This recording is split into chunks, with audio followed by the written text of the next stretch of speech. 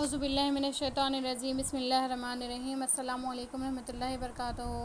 سچی حکایت کے لیے ہمارے چینل ابراہیم امجد کو سبسکرائب کریں۔ ابن سبا یہودی کی سازش اور مروان کی شرارت سے اہل بصرہ و کوفہ اور مصر والے حضرت عثمان رضی اللہ تعالیٰ عنہ کے بے گناہ خون سے ہاتھ رکھے بغیر نہ رہ سکے، چنانچہ وہ لوگ ہزاروں کی تعداد میں بلوا کر کے آ گئے۔ اس وقت صحابہ کرام نے عرض کی، یا امیر المومنین، آپ ہم کو لڑائی کا حکم دیجیے تاکہ ہم ان کو مار بھگائیں۔ آپ نے فرمایا کہ تم کو قسم ہے اللہ کی، میرے لیے کسی مسلمان کا ایک قطرہ خون نہ گرانا، میں قیامت کے دن خدا کو کیا جواب دوں گا؟ صحابہ کرام نے کہا، آپ مکہ معظمہ چلے جائیے یا ملک شام میں چلے جائیے، وہاں حضرت معاویہ رضی اللہ تعالیٰ عنہ ہیں اور ان کا لشکر ہے۔ آپ نے فرمایا، دوستو، میں آخری وقت میں اپنے نبی کے مزار کو کس طرح چھوڑ کر چلا جاؤں؟ ہاں، مسجد نبوی میں چلتا ہوں اور ان لوگوں سے پوچھتا ہوں کہ تم بلا وجہ مجھے کیوں قتل کرنا چاہتے ہو؟ چنانچہ آپ تشریف لے گئے اور ان بلوائیوں سے خطاب فرمایا کہ اے مصری لوگو، تم مجھ کو کیوں قتل کرتے ہو؟ میری عمر تھوڑی سی رہ گئی ہے، میں خود بخود ہی انتقال کر جاؤں گا۔ قسم ہے خدا کی، جب کبھی لوگوں نے کسی نبی کو ناحق قتل کیا ہے تو ہزارہ آدمی اس نبی کے بدلے میں قتل ہوئے، اور میں خلیفہ سید المرسلین ہوں، میرے بدلے میں 80,000 قتل ہوں گے۔ اگر مسلمان میرے قاتلوں سے بدلہ نہ لیں گے تو آسمان سے اللہ تعالیٰ پتھر برسا کر میرے قاتلوں کو ہلاک کر دے گا۔ دیکھو، ایسا نہ کرنا، خدا کی قسم، اس وقت تو تم میری موت چاہتے ہو اور میرے قتل ہونے کے بعد یوں تمنا کرو گے کہ کاش عثمان کا ایک سانس ایک برس کے برابر عمر کا ہوتا۔ اس وقت ایک بلوائی نے آپ کے ہاتھ کا عصا، جو حضور صلی اللہ علیہ وسلم کا تبرک تھا، حضرت عثمان کے ہاتھ سے چھین کر اپنے گھٹنے پر رکھ کر توڑ دیا۔ فوراً اس کے گھٹنے میں ایک پھوڑا پیدا ہوا اور شام تک اس کا سارا بدن گل کر مر گیا۔ اب بلوائی سینکڑوں کی تعداد میں حضرت عثمان رضی اللہ تعالیٰ عنہ کے گرد آ کر جمع ہو گئے اور مکان کو گھیر لیا اور یہ کہا کہ اب ہم آپ کو قتل کیے بغیر نہ چھوڑیں گے۔ سب کا آنا جانا اندر کا بند کیا۔ حضرت عثمان رضی اللہ تعالیٰ عنہ کو نماز کے واسطے بھی گھر سے نہ نکلنے دیا، کچھ چیز کھانے کی بھی اندر نہ جانے دی، یہاں تک کہ آپ کا پانی بھی بند کیا۔ جو کچھ گھر میں تھا وہ سب ختم ہوا، پھر سارا گھر پیاسا مرنے لگا۔ جب 7 دن برابر اسی طرح گزرے اور کسی کو ایک قطرہ بھی پانی کا نہ ملا، تب حضرت عثمان رضی اللہ تعالیٰ عنہ نے اپنے مکان کی کھڑکی سے سر باہر نکالا اور آواز دی کہ یہاں علی ہیں؟ کسی نے جواب نہ دیا۔ فرمایا، سعد ہیں؟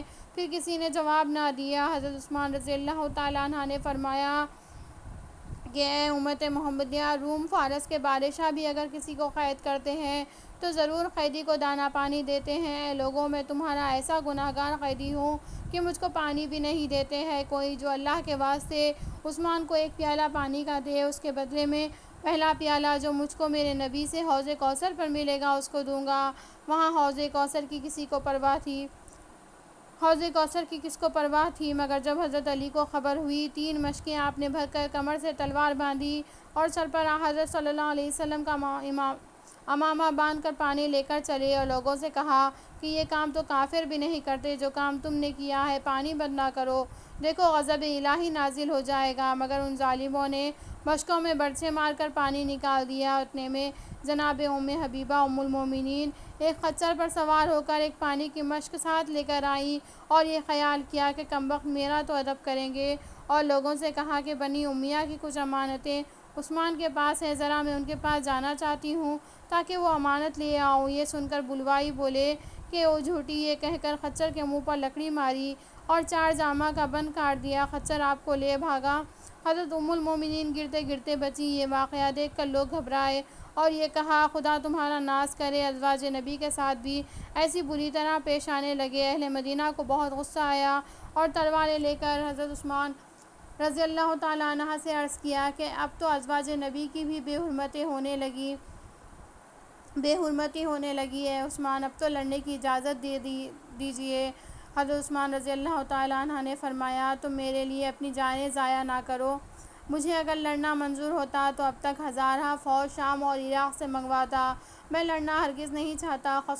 سب کو قسمیں دے کر واپس کر دیا۔ پھر جب کچھ دن گزرے اور حضرت عثمان رضی اللہ تعالیٰ عنہ کو پیاس کی بہت سخت تکلیف ہوئی تو آپ نے پھر اپنا منہ کھڑکی سے باہر نکالا اور فرمایا، تم جانتے ہو جب حضور صلی اللہ علیہ وسلم مدینہ منورہ میں آئے تھے تو یہاں پانی مسلمانوں کو مول ملتا تھا اور کنواں یہود کے قبضے میں تھا۔ حضور نے فرمایا، کون ہے جو اس کنویں کو خریدے اور اس کے بدلے میں جنت کا چشمہ لے لے۔ میں نے وہ کنواں 35,000 کو خرید کر تمہارے اوپر وقف کر دیا، وہی آج میں ہوں کہ 40 دن سے پانی کے لیے عثمان کے بچے روتے ہیں اور انہیں پانی نہیں ملتا۔ لوگوں، تم کو معلوم ہے کہ مسجد نبوی ابتدا میں نہایت تنگ تھی۔ میں نے 25,000 روپے دے کر مکان اور زمین دے کر مسجد نبوی میں شامل کی۔ آج میں ایسا ہو گیا کہ تم مجھ کو اسی مسجد میں 2 رکعتیں پڑھنے سے روکتے ہو۔ لوگوں، قیامت کے روز کیا عذر کرو گے؟ 50 دن تک حضرت عثمان اسی مکان میں قید رہے، اسی عرصے میں برابر روزہ رکھتے رہے۔ ایک رات آپ نے خواب میں دیکھا کہ جناب رسالت مآب صلی اللہ علیہ وسلم اپنے مزار شریف سے باہر تشریف لائے اور ابو بکر اور عثمان رضی اللہ تعالیٰ عنہما آپ کے ساتھ ہیں۔ حضرت عثمان رضی اللہ تعالیٰ عنہ کے پاس آئے اور فرمایا، اے عثمان، کیا تمہیں پیاس بہت لگی ہے؟ تم نے 40 دن تک روزہ رکھا۔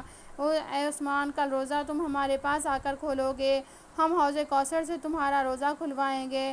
اے عثمان، کل تم شہید کیے جاؤ گے اور تمہارے خون کا پہلا قطرہ آیت فَسَيَكْفِيكَهُمُ اللَّهُ وَهُوَ السَّمِيعُ الْعَلِيمُ پر پڑے گا۔ یہ خواب دیکھ کر حضرت عثمان نے اپنے مکان کا دروازہ کھول دیا اور فرمایا، آنے دو، آج تو میری دعوت حضور حوض کوثر پر کر گئے ہیں۔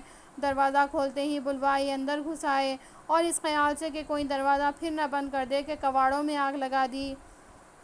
دروازے کے اوپر چھپر پڑا تھا، اس کو بھی آگ لگ گئی۔ گھر والے گھبرا گئے، مگر حضرت عثمان رضی اللہ تعالیٰ عنہ اس وقت نماز پڑھتے تھے اور سورہ طٰہٰ شروع تھی۔ گھر میں آگ لگ رہی تھی، مگر جناب کی نماز یا قرات پڑھنے میں ذرا بھی فرق یا لکنت نہ تھی۔ یہاں تک کہ نماز سے آپ فارغ ہوئے، قرآن منگایا، کھولا، سامنے رکھا، وہی آیت نکلی۔ ایک آدمی آپ کے قتل کے ارادے سے آپ کے پاس آیا، آپ نے فرمایا، تو مجھ کو قتل نہ کر، کیونکہ نبی علیہ السلام نے تیرے لیے دعا کی تھی کہ اللہ تجھ کو عثمان کے خون میں ہاتھ رکھنے سے بچائے۔ کیا تو میرے نبی کی دعا کے خلاف کرے گا؟ اس شخص کو تو یہ بات سنتے ہی پسینہ آیا اور شرمندہ ہو کر گھر سے نکل گیا۔ حضرت عبداللہ بن سلام رضی اللہ تعالیٰ عنہ اس موقع پر آئے اور فرمایا، ظالموں، خبردار، عثمان کا خون نہ کرو۔ دیکھو، اللہ تعالیٰ ایک عثمان کے بدلے 80,000 کو قتل کرے گا۔ اور اس وقت تک مدینہ منورہ کی حفاظت فرشتے کرتے ہیں، جب تم عثمان کو قتل کرو گے فرشتے چلے جائیں گے۔ ایک ظالم بولا، او یہودی بچے، تو کیا جانے، جا اپنا کام کر۔ حضرت عثمان نے فرمایا کہ تم صبر کرو۔ اتنے میں سودان بن حمران ایک شخص آیا اور کہنے لگا، او عثمان، تو کس دین پر ہے؟ آپ نے فرمایا، میں دین محمدی پر ہوں۔ اس نے بڑے زور سے آپ کا گلا گھونٹا۔ پھر ایک اور ظالم آپ کے پاس آیا اور آپ کے چہرے پر تماچا مارا اور تلوار آپ کی جانب اٹھائی۔ آپ نے ہاتھ سے تلوار کو روکا، ہاتھ کٹ گیا۔ فرمایا، یہ وہ ہاتھ تھا جو وحی لکھا کرتا تھا، آج یہ راہ مولا میں کٹا ہے۔ یہ وہ ہاتھ ہے جس نے سید المرسلین کے ہاتھ پر بیعت کی تھی۔ جس دن سے یہ ہاتھ نبی کے ہاتھ سے ملا تھا، کسی گندی چیز کو اس ہاتھ نے نہ چھوا تھا۔ لوگوں، ذرا اس ہاتھ کو اچھی طرح دفن کرنا۔ اس ظالم نے کہا، لو، بلاؤ اپنے مددگاروں کو۔ فرمایا، میرا جو مددگار ہے میرے پاس ہے۔ پھر ایک اور ظالم آیا، اس نے 3 زخم آپ کے ماتھے پر اور 3 چھاتی پر برچھی کے نوک سے کیے۔ اس وقت جو قرآن شریف سامنے رکھا تھا اور اسے آپ پڑھ رہے تھے، اس پر پہلا قطرہ آپ کے خون کا جو پڑا وہ اس آیت پر پڑا، فَسَيَكْفِيكَهُمُ اللَّهُ۔ اے عثمان، تیرا بدلہ لینے کو تیرا اللہ کافی ہے۔ آپ اشہد ان لا الہ الا اللہ و اشہد ان محمدن رسول اللہ کہتے ہوئے زمین پر گرے۔ اس ظالم نے آپ کی پسلیوں پر کودنا شروع کیا، آپ کی 3 پسلیاں ٹوٹ گئیں۔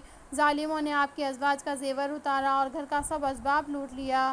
تاریخ الخلفاء صفحہ نمبر 112، سیرت الصالحین صفحہ نمبر 101۔ صدق اللہ العلی العظیم، وما علینا الا البلاغ۔ ہمارے چینل کو لائک، شیئر اور سبسکرائب کریں۔